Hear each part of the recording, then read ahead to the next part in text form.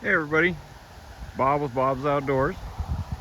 Just giving you guys a little update here. It's been about 3 weeks again since I did another video, but anyway, give you an update. So the building exterior is basically done. Still need to put gutters on, and some outdoor lights and stuff, things like that. But yeah, still have the steel here for the inside roof, ceiling, whatever you want to call it. But this area right in here is pretty much all cleaned up. But yeah, it's coming along. It got the trim done yesterday around the doors. I'll give you a look around the other side.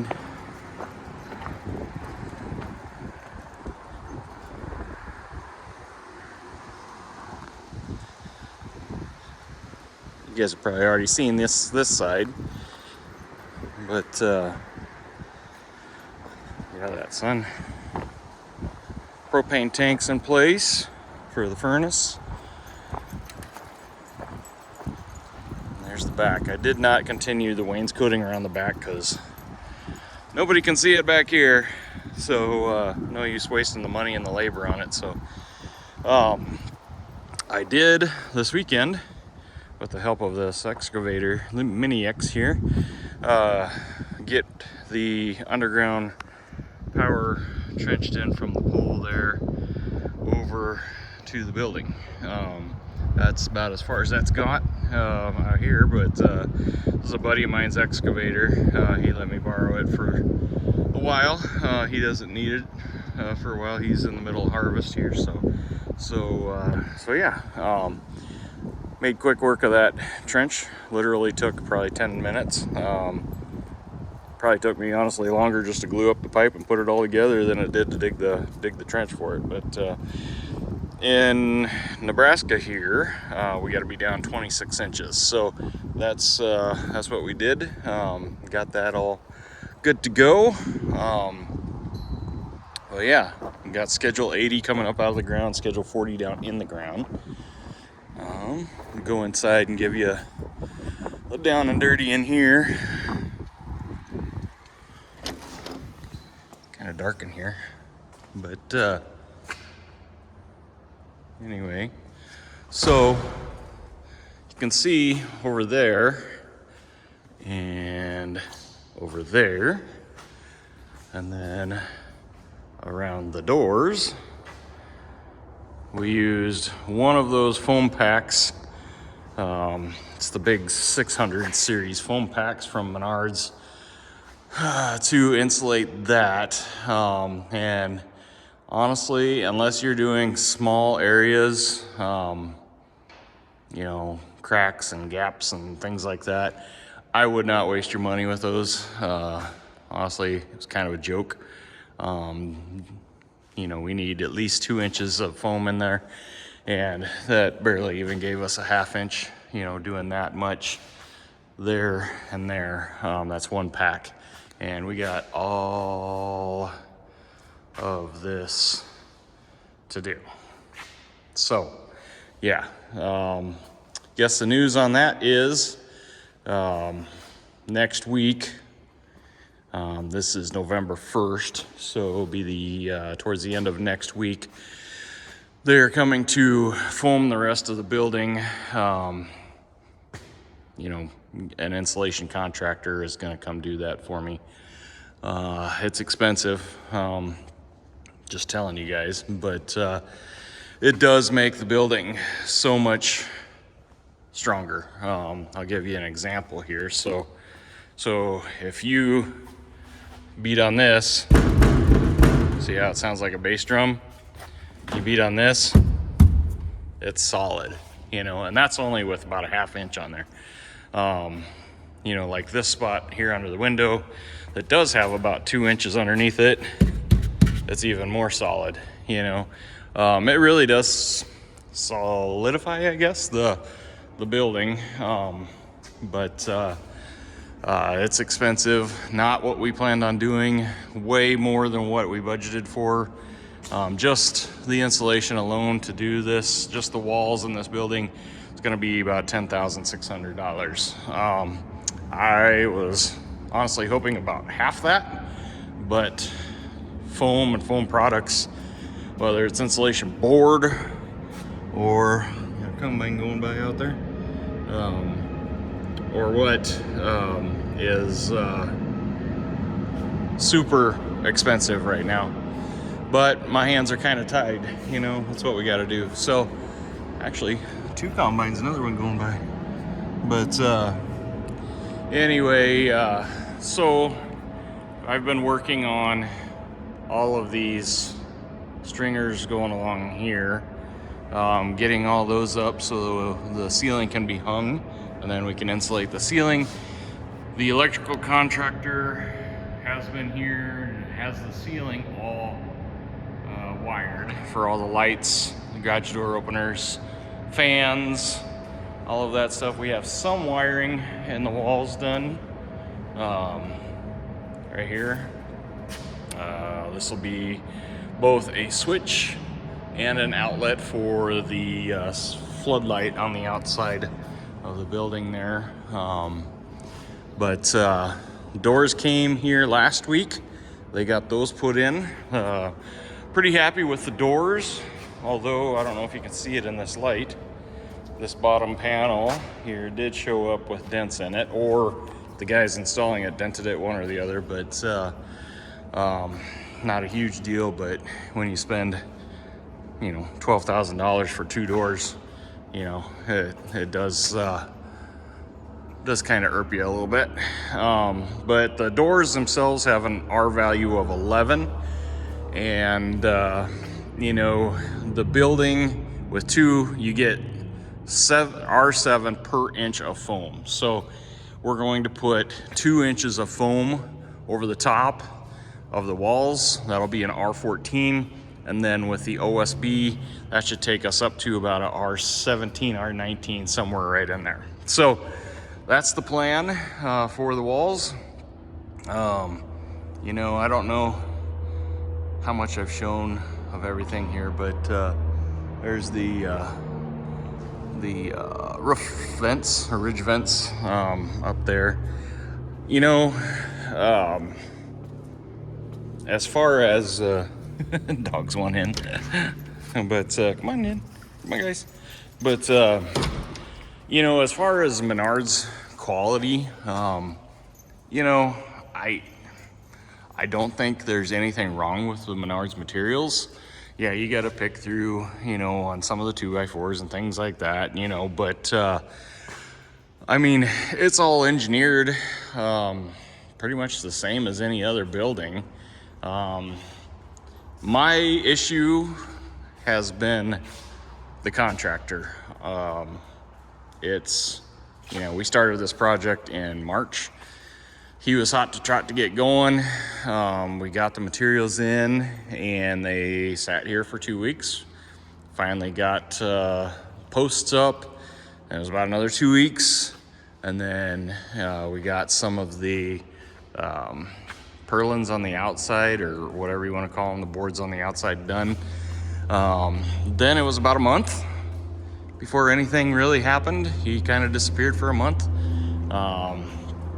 It's just been that game, and honestly, I'm just really tired of it. The price is right, with this guy, I think, but yeah, if I would have probably spent another 10 grand, the building probably would have been up in a month, and we started, like I said, in March, and it's November now.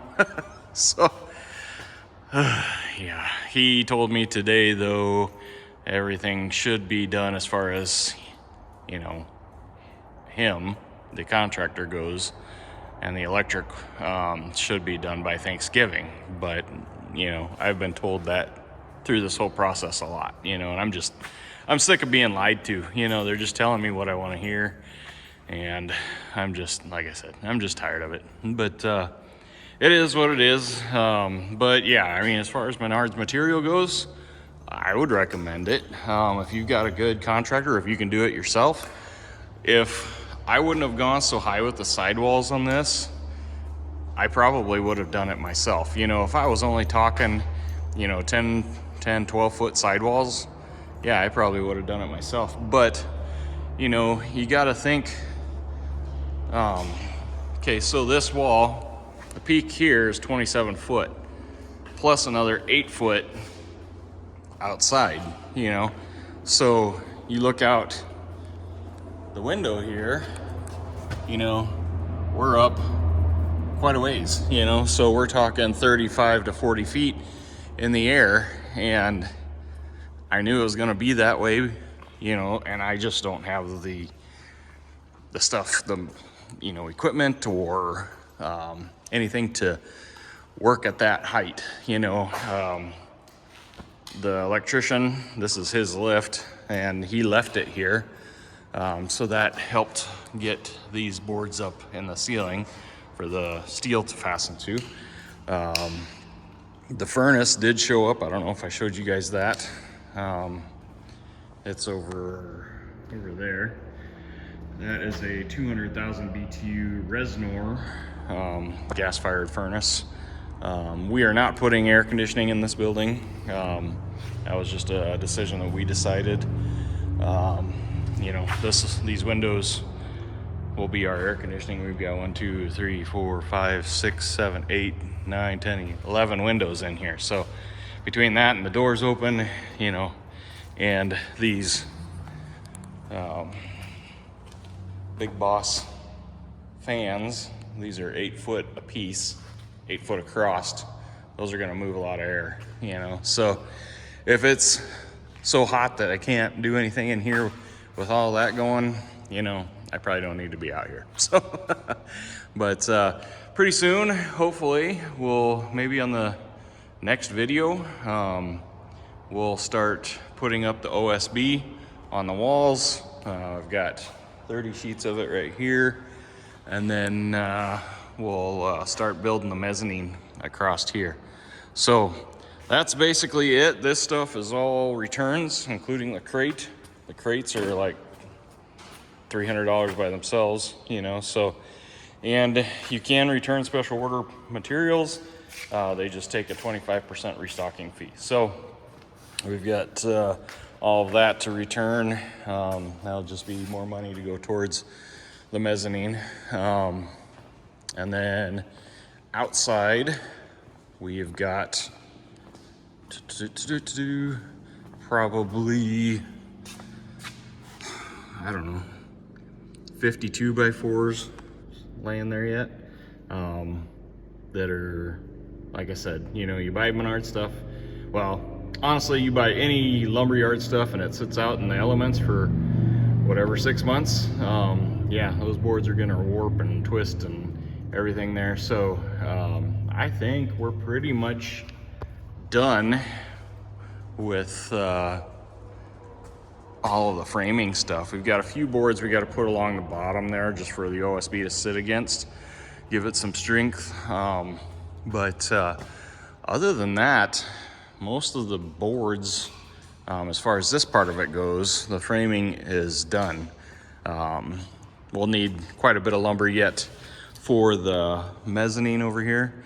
And then we are going to build a walkway across the center here, just for maintenance. You know, that's 16 foot up in the air. So, I mean, if you need to add anything or whatever, I just wanted, you know, a safe way to walk across there up in that attic. So we'll put an attic entrance in the middle over there, which will be in the storage room. And we'll be able to go up there. There'll be a handrail that goes across, plus decking, or not decking, but 2x10 on 2 2x4s, which will give us enough strength that you can walk on that across there to do whatever you need to do. Plus, it will help when we're blowing in the cellulose up there in the ceiling. So that's the plan. Starting to move a few things in.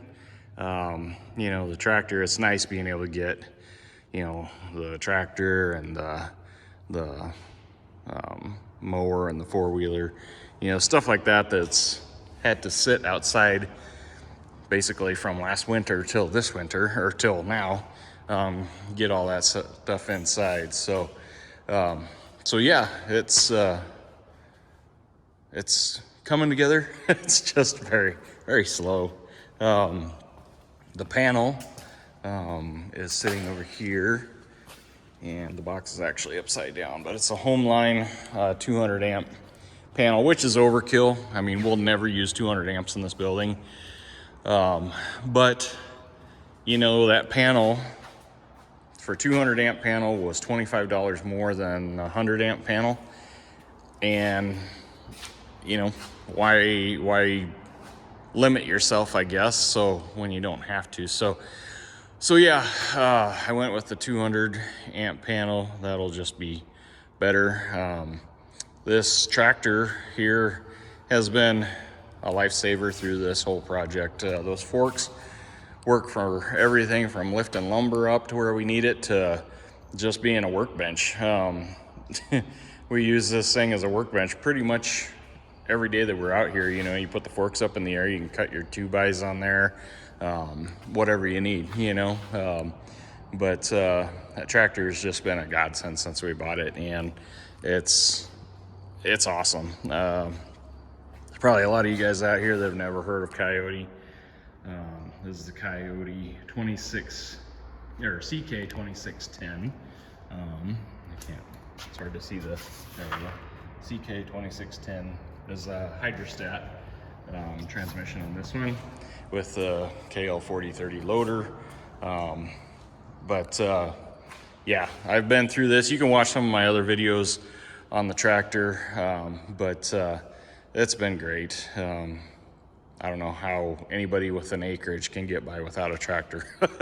But I guess I don't know. I mean, you must have a different setup than I do. But you know, we got by with that four-wheeler and a cart and stuff for a while, but that tractor really helps. Yeah, I did make a purchase the other day you guys might be interested in. Let's go look at that quick. Not really intended on this video. I should make a whole video just based on that. But you guys are gonna see my messy garage. Actually, I cleaned it up quite a bit today. Couldn't hardly walk through here before. These are all used cabinets that we bought just for the shed. But this right here is the Harbor Freight 3200 Predator power washer, and that thing has been awesome. I've only used it a couple times, and it has been great. And then I bought the foam cannon from Harbor Freight also, and that thing is amazing, especially for equipment. You know, whether it's tractors or the mower, things like that. Oh, another grain cart going by. But yeah, I would highly recommend that. I ended up having 2 gift cards that I kind of forgot about for Christmas. Last year I got those.